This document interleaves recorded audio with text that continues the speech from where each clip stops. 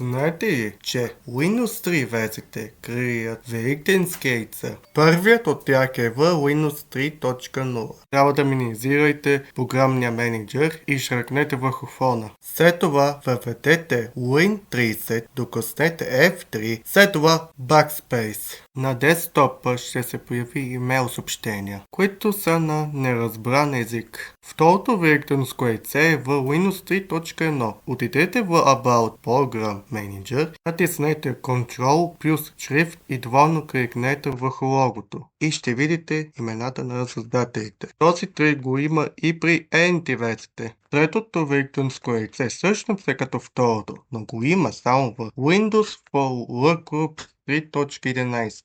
Вместо човек в жълт костюм може да изскочи мечка. Това е талисманът на Windows 3.1. Ако знаете други Windows великденски яйца, пишете в коментарите. Харесвайте и се абонирайте, ако искате още Windows великденски яйца.